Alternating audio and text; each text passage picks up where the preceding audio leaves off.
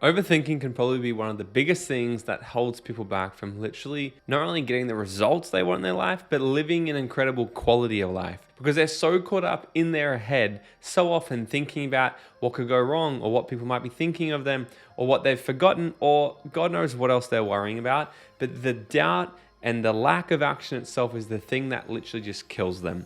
And it becomes this absolute vicious cycle because the more we think, the less we actually do. And the less we do, the more we think. The more we think, the more that we doubt. And the more we doubt, the less we do. And it becomes this cycle. So if you're somebody like my friend who was telling me the other day that she used to go for a walk by herself and look at strangers and think that these people are radically judging her for walking by herself, for having a coffee by herself, and should be completely immobilized by her own thoughts. So if you're someone who overthinks a lot, then this is 100% for you. It's really important to know that firstly, this is so normal. So many people actually go through this because our brains run at 100 miles an hour. In fact, they process about 2 million pieces of information every single 1 second. And it's important to know that your brain's sole job is to keep you alive. So what it's going to do is continually go out there and look at every single piece of data and piece of information that's coming at it every 1 second. And in the moment, judge and make sure, is this a threat to me or is it not? Now, in the modern world, we perceive so much more things as actual threats, and it can immobilize us, create anxiety, create stress, create doubt, and then put us into an absolute downward spiral. So I want to share with you a couple things that I've done and a really cool trick I learned from my friend Ali Abdul, who's #1 productivity expert in the world when it comes to overthinking, how to actually squash it. But before we dive into it, it's really important for you to know why it might be actually happening. You see, like I said, our brain wants to protect us from danger. So we have this thing called fear. We're going to go through our life and we're going to continually in the second analyze things, people, thoughts, emotions, whatever's happening around us, and quickly weigh it up and see if it's dangerous to us or not. If we perceive something as dangerous, or the thing that we might do in the future is going to be dangerous, then we'll most likely avoid it, or we'll start to overthink and get ourselves into the spiral. Then once we're in the spiral, we start to look at all the things in our unconscious mind that have been stored that remind us of our past failures, the time when we were 6 years old and we failed that sporting contest or that talk in front of the class. It reminds us of all these things, and it collects all this evidence to reinforce the feeling, to remind us that, hey, maybe it's not safe. And it can just create this massive spiral inside of our head. Now, I've worked with tens and tens of thousands of people all around the world. And every single time I work with somebody who overthinks on things, it comes down to this one thing. And if they just did this one thing, they would actually stop overthinking and be able to be a lot more productive. And that is, they're too bored. I say to them every single time, I say, show me your calendar. What's your plan today?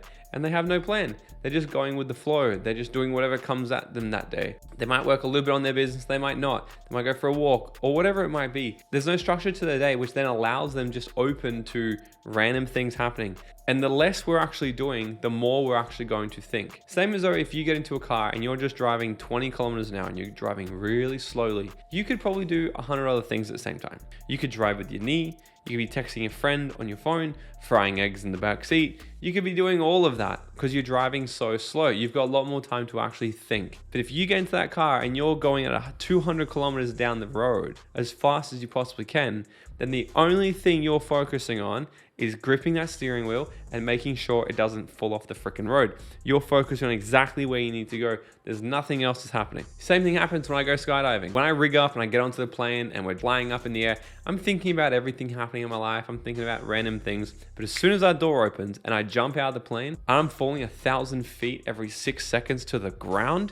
The only thing I'm thinking about in that moment is flying and pulling my ripcord. There is not a worry. I'm not overthinking. I'm not doing anything else because I'm just moving so fast. The biggest reason why people overthink and just doubt themselves a lot is because they're simply not moving fast enough. They don't have a busy life. They don't have a busy schedule. They don't have things blocked out. They don't even have a plan for the day. And I'll even catch this on myself as well. If I have days where I'm not very busy and I haven't planned it effectively, I'll start to overthink. I'll procrastinate. I'll waste time. I'll worry. I'll do all these types of things. And the days where I'm super busy, I'm productive, and I'm effective are the days that I have things blocked out and I'm really busy. So sometimes to cure a problem, it's not really about giving a solution, which I'm going to give anyway, but sometimes if we can actually look at what causes the problem to even come and we solve that first, then that can cause everything else to go away. So yes, you could use the tricks that I'm going to show you that I use, but you could also just look at your day and be like, well, yeah, how busy am I making myself? Because the less busy you are, the probably more chances you are of overthinking. So I have this saying and it goes like this: the more you do, the less you think. The less you think, the less you doubt. The less you doubt, the more you do.